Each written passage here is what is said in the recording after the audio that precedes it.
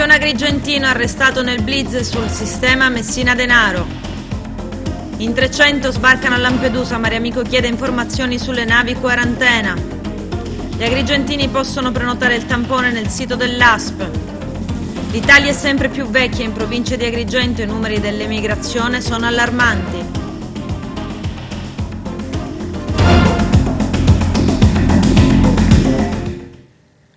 Bentrovati gentili telespettatori al nostro appuntamento con l'informazione. Nelle viscere della provincia di Trapani si continua a cercare il super latitante Matteo Messina Denaro, il figlioccio del capo dei capi Totò Riina, il mafioso che conosce il segreto delle stragi, ma lui resta un fantasma ormai dal giugno 1993.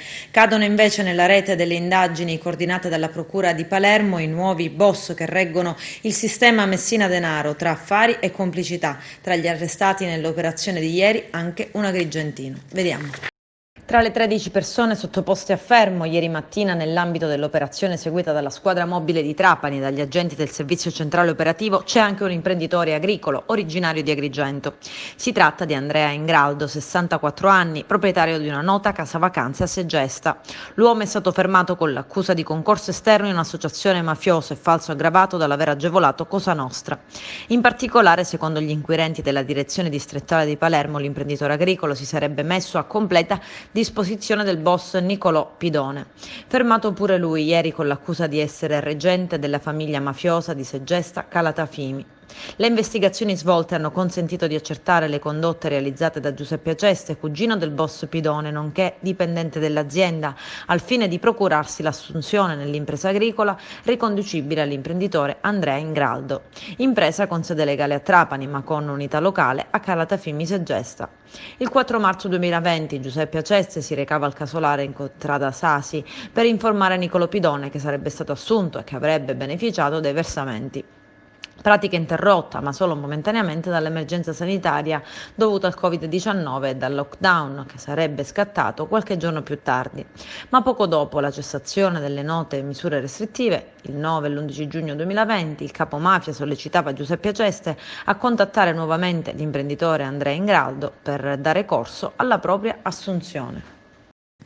3 barconi con poco meno di 300 persone complessivamente sono giunti a Lampedusa nel giro di poche ore. Sono i primi approdi dopo circa 15 giorni di stop dovuti al maltempo e al forte vento. Fra gli approdati anche donne, alcune delle quali incinte, e dei bambini. Sono tutti stati portati all'hotspot di Contrada Imbriacola, dove si trovano, dopo il trasferimento di stamani di 51 migranti con il traghetto di linea per Porto Empedocle, 53 tunisini.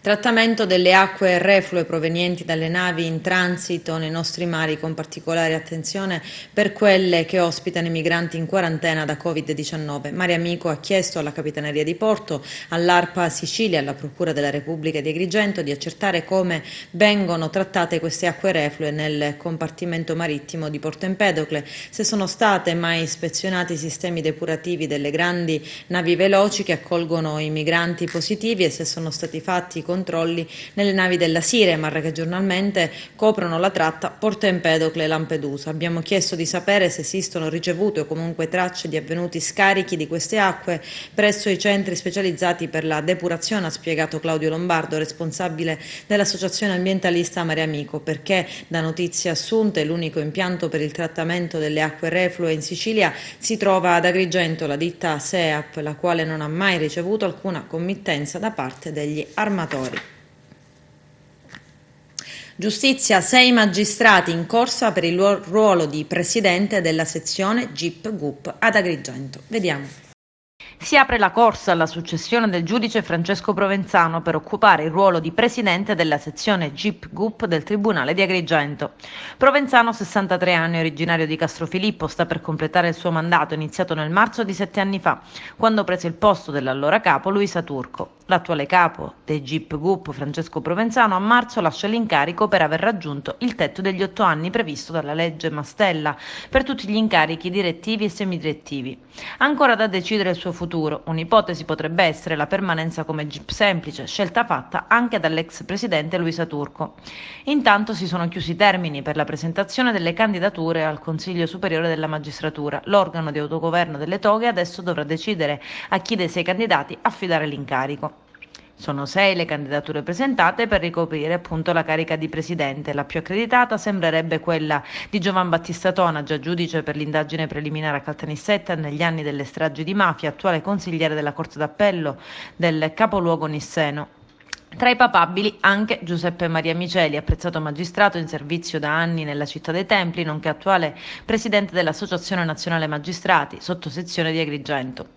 Un altro dei candidati è il giudice Alberto Davico, 53 anni, attualmente in servizio a Sciacca, già consigliere della Corte d'Appello di Caltanissetta, con una breve esperienza anche ad Agrigento, nonché scrittore e autore.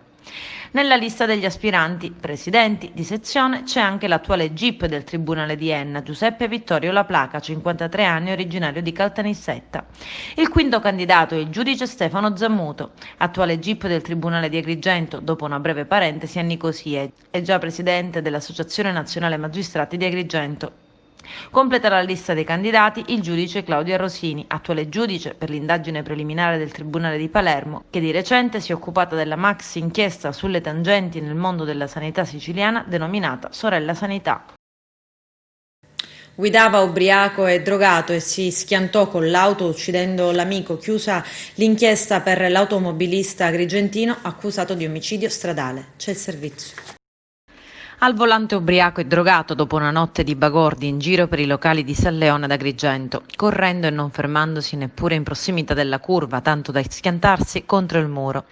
Nell'impatto morì il 32enne Giuseppe Terrosi, che era seduto dietro il sedile del conducente, e altri 2 amici restarono feriti. A distanza di 10 mesi dal tragico incidente, il pubblico ministero Sara Varazzi ha fatto notificare l'avviso di conclusione delle indagini a Maurizio Modica, l'automobilista di 49 anni accusato di omicidio stradale in seguito alla morte dell'amico. L'indagato, secondo quanto accertato una doppia consulenza disposta dalla procura, guidava con un tasso alcolico di 5 volte superiore alla norma e ha superato di 20 km/h il limite fissato in 30, con cui ha percorso la curva in via Teatro Tenda, traversa del viale Cavalieri Magazzeni.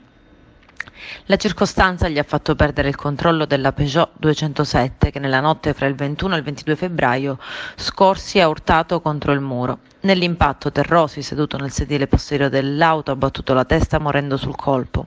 Leggermente feriti lo stesso Modica e gli altri 2 amici, fra cui una ragazza ventenne che si trovava nell'auto. Il medico legale Sergio Cinque e l'ingegnere Venero Torrisi, nelle rispettive relazioni, hanno messo alcuni punti fermi. Il medico legale in sostanza individua nel trauma cranico riportato da Terrosi la causa della morte. Il trentenne è stato molto sfortunato perché ha urtato il capo nella parte rigida del tetto. Il medico legale sottolinea che Terrosi è restato soporoso a causa dell'assunzione massiccia di alcol. La circostanza, secondo quanto si legge nella consulenza, gli ha impedito di ammortizzare l'urto parandosi con le mani. Un altro elemento sottolineato è il mancato utilizzo della cintura di sicurezza, anche se la regola che prevede l'uso di indossarla ai passeggeri che viaggiano nei sedili posteriori di fatto è disapplicata da tutti. Neppure gli altri 2 feriti la indossavano. In sostanza, secondo il consulente del PM, probabilmente Terrosi sarebbe rimasto vivo e gli altri 2 passeggeri, con cui avevano trascorso insieme la serata in un locale di San Leone, non sarebbero rimasti feriti. Circostanze che però, secondo il magistrato della procura, non fanno venir meno la responsabilità penale. Il difensore dell'indagato, in ogni caso, l'avvocato Teresa Alba Raguccia, entro 20 giorni potrà provare a convincere il PM a non chiedere il rinvio a giudizio attraverso un interrogatorio del proprio assistito, inizialmente finito agli arresti domiciliari e oggi sottoposto all'obbligo di dimora con delle ulteriori prescrizioni, oppure presentando memorie, producendo documenti e sollecitando atti di indagine. I familiari di Terrosi, assistiti dall'avvocato Daniela Posante, potranno costituirsi parte civile in caso di richiesta di rinvio a giudizio da parte del PM. Anche 2 amici rimasti feriti potranno fare lo stesso.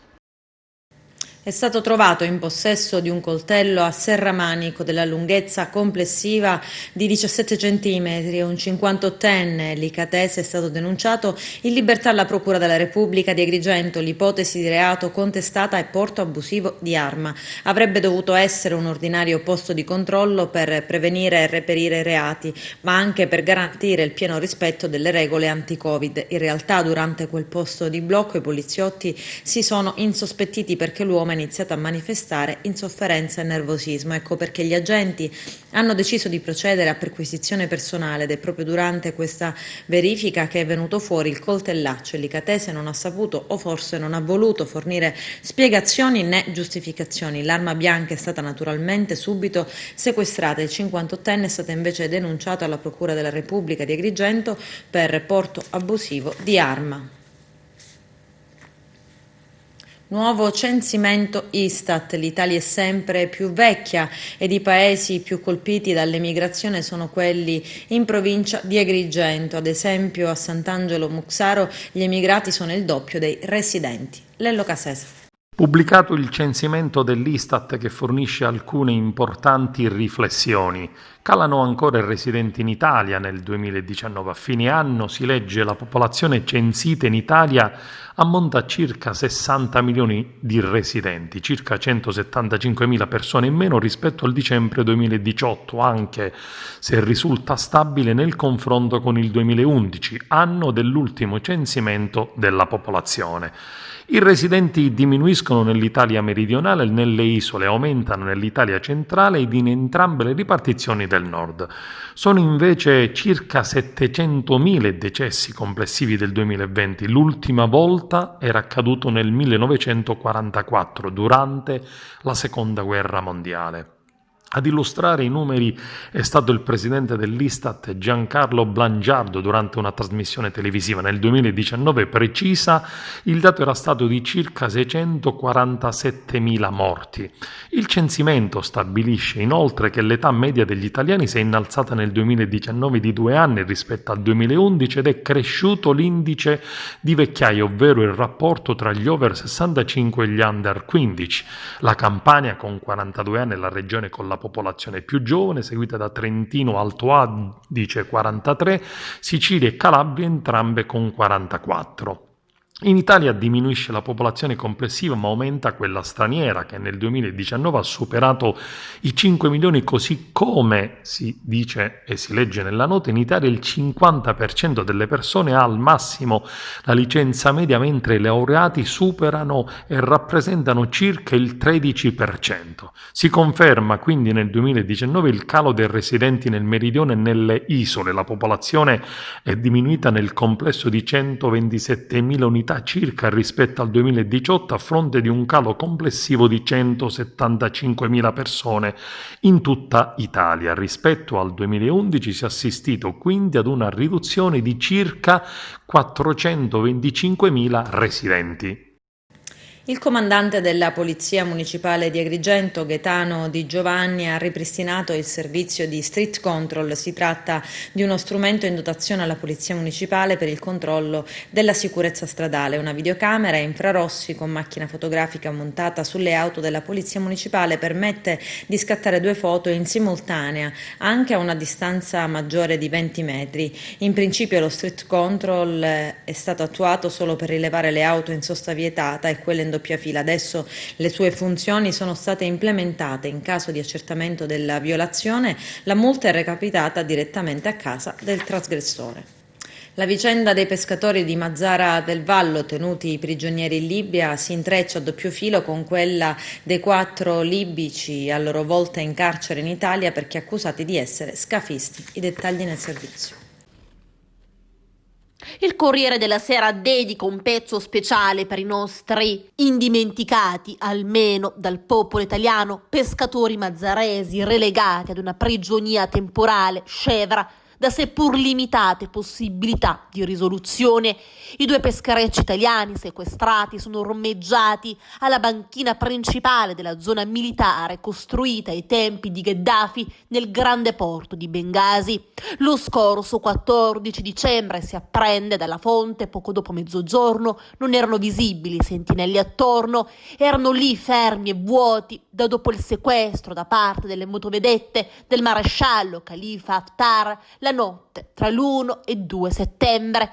L'Antartide e il Medinea hanno le reti arrotolate sul ponte di poppa vicino alle casse vuote ben impilate del pescato. I 18 membri dell'equipaggio, 8 italiani, 6 tunisini, 2 indonesiani e 2 senegalesi, si trovano invece chiusi nella palazzina di 4 piani dell'amministrazione sita a circa 500 metri dalle 2 barche. Secondo un collaboratore locale del Corriere che è stato al porto militare, i prigionieri sono relegati in un grande stanzone al secondo piano. Il cibo viene servito regolarmente, una dieta a base di pasta, pesce e verdura. Trascorrono il tempo guardando la televisione, hanno servizi igienici sempre accessibili. Sin dall'inizio del sequestro, e come già in numerosi casi simili nel passato, le autorità italiane hanno chiesto che i marinai non venissero chiusi in un carcere con altri prigionieri. Alcune settimane fa era girata la notizia che fossero stati spostati nel carcere civile di El Kuefia, una quindicina di chilometri da Bengasi, ma dal campo testimoniano il contrario. Si tratta però di prigionia a pieno titolo. Non hanno alcuna libertà di movimento, l'intera area circondata da un muro di cemento. Vi si accede dal centro città soltanto da un posto di blocco controllato dalle teste di cuoio con l'uniforme blu dei comando della Marina di Haftar, addestrati dai consiglieri militari russi ed egiziani. 4 o 5 sentinelle stazionano notte e giorno all'entrata della palazzina, ma l'intera area mostra ancora i danni dei conflitti che hanno interessato la Libia dalla caduta del regime di Gheddafi nel 2011 ad oggi. I più gravi sono quelli causati dai gravissimi combattimenti tra le truppe di Haftar e le milizie legate al fronte jihadista nel 2014. Allora l'intero centro storico di Bengasi venne ridotto in macerie. La stessa palazzina dell'amministrazione del porto fu colpita ripetutamente dai mortai e le mitragliatrici pesanti. Alcuni squarci sono tuttora aperti. A sentire gli ufficiali di Haftar sul posto, come appunto riporta ancora il Corriere, sembra ci siano poche speranze che gli italiani possano venire liberati per Natale. La prossima settimana inizierà il processo agli italiani, quindi al tribunale di Bengasi. Attendiamo il verdetto e dobbiamo valutare se il governo di Roma è disposto a scambiare calciatori libici condannati a 30 anni di carcere dai tribunali italiani, spiega un alto graduato che comanda la difesa del porto, riferendosi al caso dei 4 giovani libici accusati nel 2015 dal tribunale di Catania di essere trafficanti di esseri umani e di aver causato la morte di 49 migranti. Fonti locali inoltre spiegano la differenza del caso italiano con quello dei 17 marinai turchi a bordo del mercantile Babruka, fermati dai guardiacoste di Haftar il 5 dicembre scorso e liberati solo 5 giorni dopo su pagamento di una cauzione da parte di Ankara. Dicono la nave turca è stata ispezionata, non trasportava armi o merce illegale. Gli italiani stavano invece gettando le reti nella zona esclusiva libica di pesca. Sapevano di contravvenire le nostre leggi e non era la prima volta. Intanto il Natale incombe e la speranza probabilmente non deve essere taciuta. Forza marinai, il popolo italiano è qui, adesso, e lo sarà sempre. Il sindaco di Agrigento, Franco Miciche, ricorda a quanti volessero sottoporsi al tampone per accertare l'eventuale contagio da Covid-19 che bisogna prenotarsi sul sito dell'azienda sanitaria. Appena ricevuta la comunicazione sulla data in cui poter effettuare il test nel piazzale Caos antistante la casa natale di Luigi Pirandello, bisognerà presentarsi nell'orario previsto, ovvero dalle 8 alle 14 tutti i giorni dal lunedì al venerdì e dalle 9 alle 14 nelle giornate di sabato e domenica. Ennesimo dramma della solitudine, senza tetto, morto su una panchina alla stazione. Vediamo. L'ennesima tragedia della solitudine a Messina apre varie riflessioni. Christopher, il senza tetto di 53 anni di nazionalità polacca, è morto nell'indifferenza generale a pochi giorni dal Natale e in pieno centro cittadino. La sua vita si è fermata su una panchina di Piazza della Repubblica, a pochi metri dalla stazione centrale, un luogo nel quale si può diventare invisibili e morire in solitudine.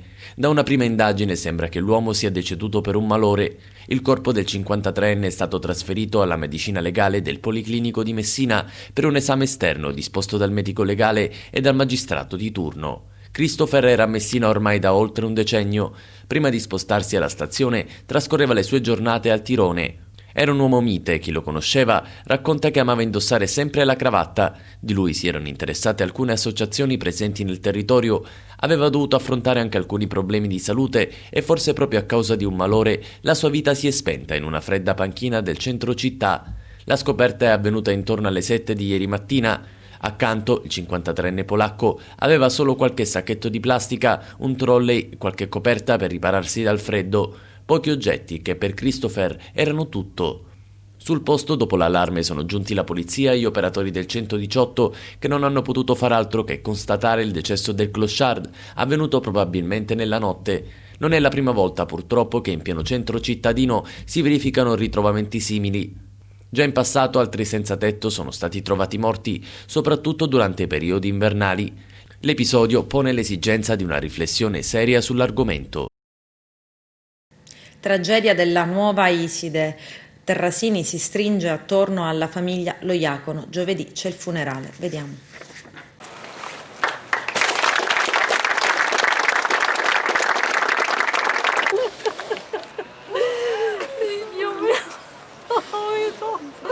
Magari mi dicono c'è Vito nella barca. Io voglio mio figlio, lo rivoglio, voglio avere la verità, giustizia e soprattutto mio figlio. I miei amori mi hanno distrutto una famiglia, padre e figlio. Angoscia terribile non poter portare un fiore a mio figlio. Mio marito è stato ritrovato, mio figlio no. Un ragazzo pieno di vita, 26 anni, tanti progetti. Adorava questo lavoro. L'ha adorato così tanto che l'ha portato alla morte. E sicuramente non lo vorrei dire, ma una parte di me non c'è più.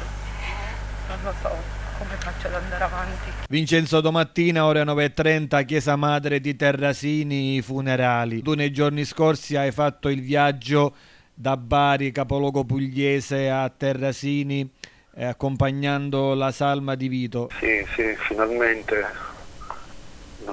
È triste dire finalmente è tornata a casa, però avremmo una sepoltura per il nostro Vito che ci è mancato tantissimo in questi mesi, nella disperazione, non sapendo cosa potesse essere. Per noi adesso è veramente una notizia confortante, diciamo così. La comunità terrasinese si è stretta tutta attorno a voi in questi mesi, è vero Vincenzo? Sì, vero. Sono stati in molti a venire a dare l'ultimo saluto a Vito, sono stati in molti. Colgo l'occasione per ringraziare tutti i compaesani, tutti amici e parenti per venire a dare l'ultimo saluto al nostro caro Vito. Un qualcosa di straziante fare un viaggio di rientro nella propria terra accompagnando un proprio caro, qualcosa di inimmaginabile. È stato veramente straziante partire da Terrasini, tra l'altro,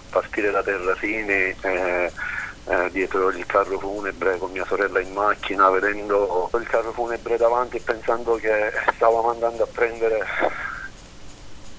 il suo picciriddu e poi fare il viaggio di ritorno. Veramente è stato straziante vedere mia sorella in quello stato, vedere proprio il proprio figlio, accompagnarlo, fare tanta strada per andarla a prendere. È stata molto ma molto coraggiosa su tutto. Voi siete una famiglia abbastanza unita e l'unità si cementa ancora di più, Vincenzo, soprattutto quando di fronte a queste tristi circostanze. Siamo a prescindere una famiglia molto unita da sempre. Appunto per questo non l'abbiamo mai lasciata mai un minuto da sola sin dall'inizio. Noi, Vincenzo, quello che era nostra missione l'abbiamo già fatta, standovi accanto e tenendo alta l'attenzione. Domattina ci saremo anche noi a Terrasini in chiesa madre con le telecamere. Ringrazio anche tutti i media, tutti i social che condividono il nostro dolore ringrazio tutti, veramente grazie a tutti di cuore. Grazie a te Vincenzo, scusami, ciao. A Messina traffico illecito di rifiuti, 16 arresti, sequestrati impianti a Giardini Naxos. I dettagli nel servizio. Maxi operazione contro il traffico illecito di rifiuti in Sicilia, in particolare nel Messinese. All'alba in varie province della Sicilia, i carabinieri per la tutela ambientale e del Comando Provinciale dei Carabinieri di Messina, supportati dall'Arma di Catania e Siracusa, hanno dato esecuzione a misure cautelari a carico di 16 persone. Al centro dell'inchiesta anche alcuni funzionari pubblici. Le misure sono state messe dal GIP presso il Tribunale di Messina, su richiesta della Procura della Repubblica, DDA di Messina, emessi anche decreti di sequestro preventivo di 2 impianti di smaltimento e compostaggio di rifiuti, siti a Giardini Naxos e Ramacca. L'operazione ha colpito un'organizzazione criminale operante nella Sicilia orientale, dedita, secondo l'accusa, a vari reati contro la pubblica amministrazione e in materia ambientale, quali il traffico illecito e lo smaltimento illecito dei rifiuti speciali, anche pericolosi, commessi anche grazie alla connivenza di pubblici funzionari della città metropolitana di Messina per gli impianti riguardanti la zona di Taormina e Giardini Naxos. Contestati a vario titolo i reati di associazione per delinquere, attività organizzate per il traffico illecito di rifiuti, gestione di rifiuti non autorizzata, realizzazione di discariche abusive, invasione di terreni, deviazione di acque, falsità ideologica, falsità materiale, abuso d'ufficio e corruzione. A Palma di Montechiaro è inaugurato un nuovo campo di tennis, il servizio del nostro direttore Arturo Cantella. Inaugurato il campetto Paolo Borsellino a Palma di Montechiaro, una struttura da tempo abbandonata a se stesso e che ora il sindaco della città del Gattopardo, Stefano Castellino, ha provveduto a sistemare grazie anche alla collaborazione di associazioni locali, al bilancio partecipato a Massimo Amato e della Gattopardo Palma, restituendolo così alla fruizione della città, una struttura polivalente dove si può fare calcio, tennis e riqualificato da un punto di vista sociale. Il sindaco Castellino, allorquando si era insediato, l'aveva riaperto, ma oggi è stato restituito completamente alla piena fruizione dei cittadini e dei tanti sportivi e giovani che vogliono partecipare alla vita sportiva palmese. Ricordiamo che il giorno dell'Immacolata 8 dicembre il sindaco Castellino aveva posto nella piazza Giulio Tommasi di Palma le prime 2 statue dei fondatori, il duca Giulio Tommasi e lo scrittore Giuseppe Tommasi, autore del romanzo celebre del Gattopardo. Le statue realizzate in marmo bianco di Carrara dallo scultore Vincenzo Greco. E l'amore per questa comunità.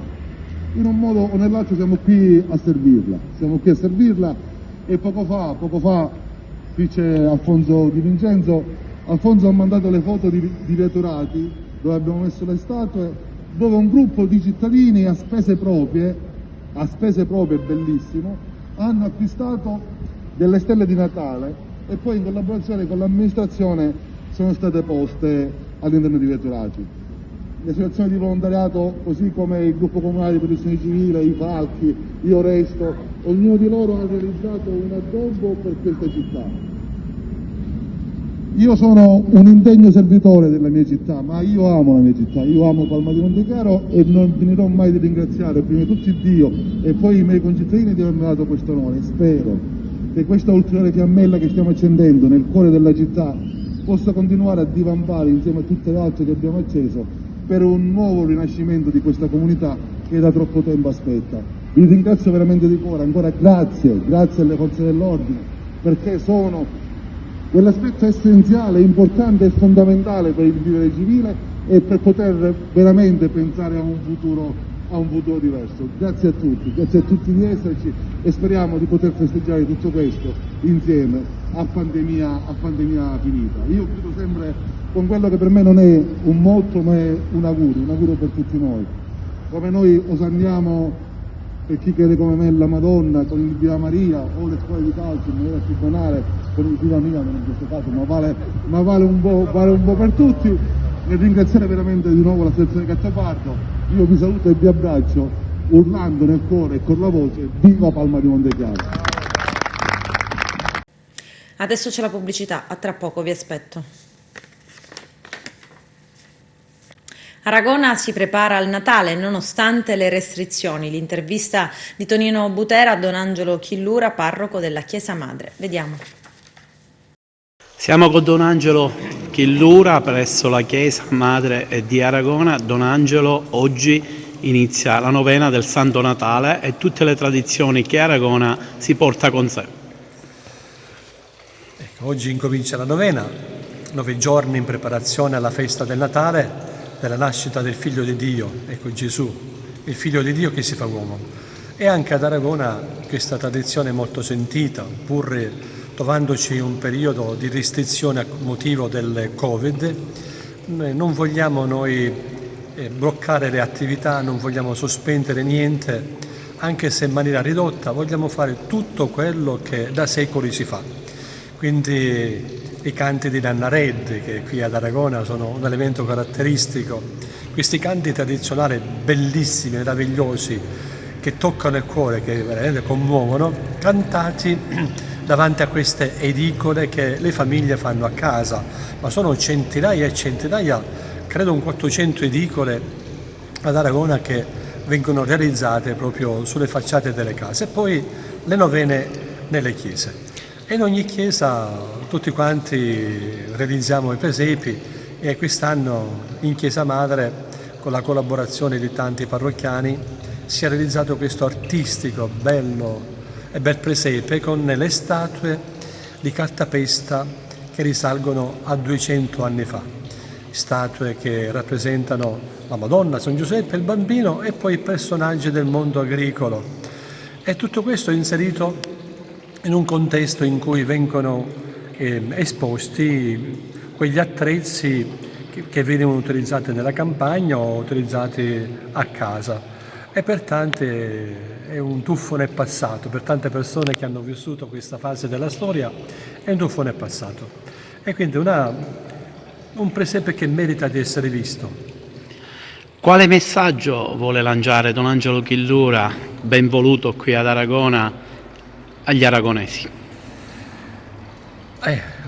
Vogliamo dare un messaggio che è il messaggio cristiano. Il Dio cristiano è il Dio della speranza, il Dio della forza, cioè la nascita di Gesù è un messaggio di speranza. In una umanità piena di peccato, di malvagità, di cattiveria, Dio decide di far nascere il suo figlio.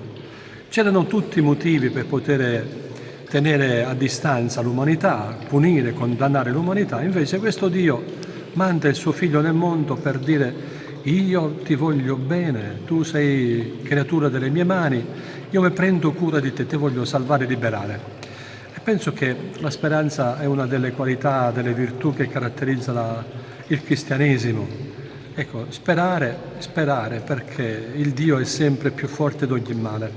Questo è un messaggio. Poi come altro messaggio, noi gli aragonesi, specialmente quelli che stanno fuori, quest'anno vogliamo offrire la possibilità di sentire quei canti tradizionali.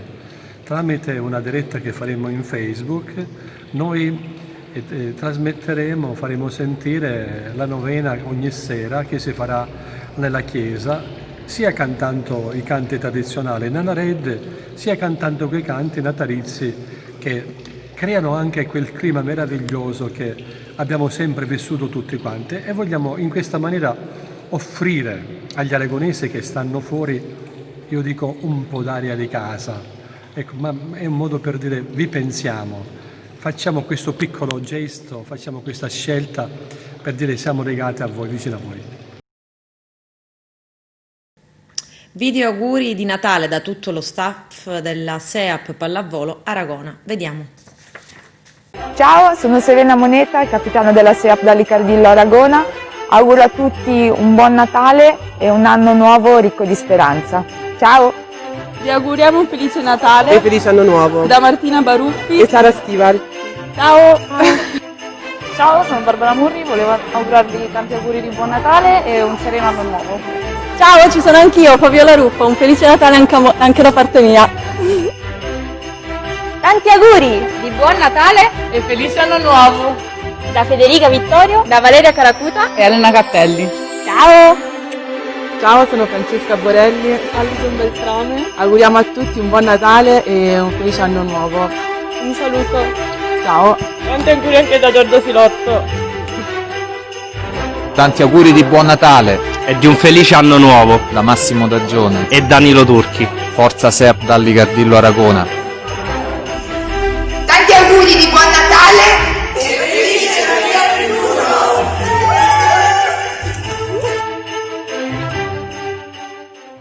Importante riconoscimento per la Fortitudo Agrigento. Il CONI ha conferito alla società, presieduta dal presidente Gabriele Moncada, la stella di bronzo al merito sportivo per l'anno 2019, in riconoscimento delle benemerenze acquisite dal sodalizio in tanti anni di attività.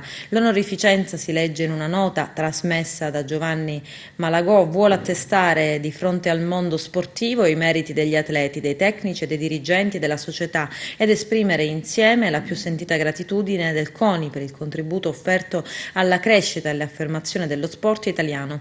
Le mie più vive congratulazioni per il merito riconoscimento, con l'augurio che nel proseguo dell'attività possiate conseguire ulteriori traguardi e soddisfazioni.